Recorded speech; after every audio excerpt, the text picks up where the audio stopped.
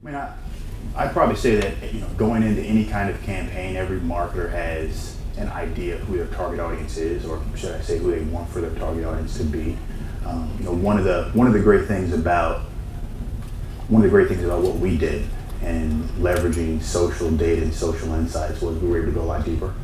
Finding a lot more about specifically who the audience was, besides it being just a female 12 to 17 or female 12 to 24, but really, looking at the social data to find out where their affinities were, finding out specifically what it is that they liked and didn't like about the programming, what their friends were saying, what they were really saying to their friends, and all of that, really kind of helping paint the picture to go deeper. And then we knew there was going to be a horror genre. We knew there was going to be a, scripted millennial genre or target, but we were able to dive a lot more deeper into figuring out what is it that's making that specific group of people, or those two specific group of people, tick and resonate. So based on that helped us kind of make decisions around what we were going to do moving forward. Yeah.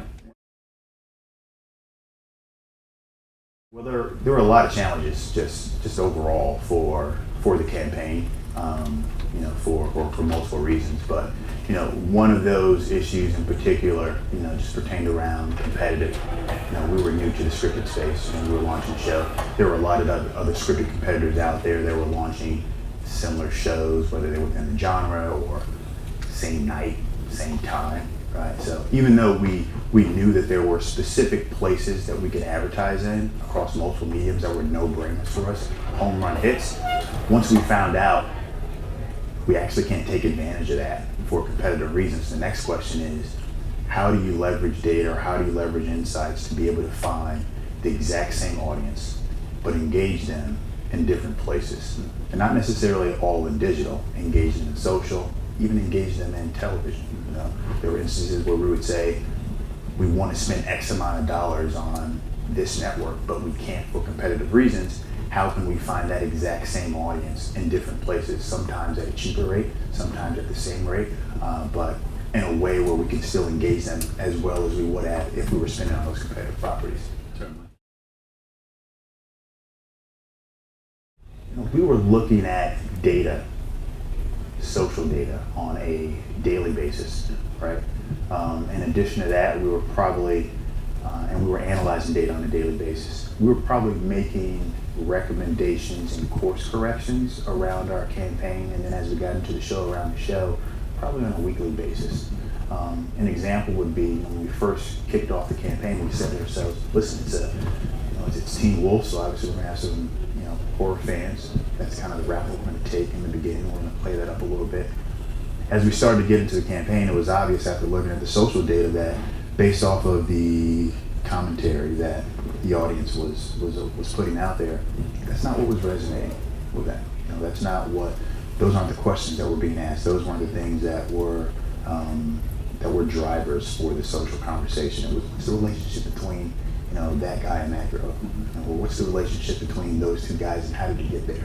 So based off of that, we started to course correct, and that really dictated our messaging. That dictated the types of content that we would put out there. We'd focus more on relationship-based content versus horror-based content. Sure.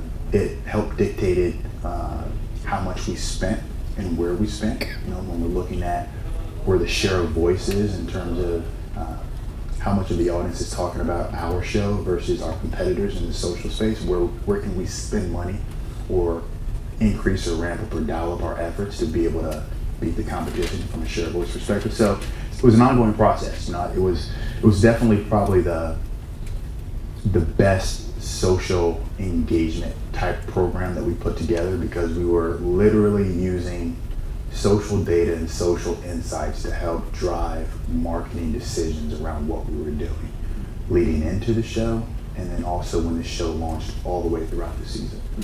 Yeah. What we did find out is that, and what we do feel comfortable in saying, is that the more we can socially engage our audience, and the more they're engaged around our programming, the more likely they are to watch. Yeah. So that means a lot, right? I think we're at the tip of the iceberg, right? I think right now it's, people are looking at how to leverage social data for marketing, right? I think probably in 24 months, if not less. It's going to be more about how can social data move business, and whatever that business is.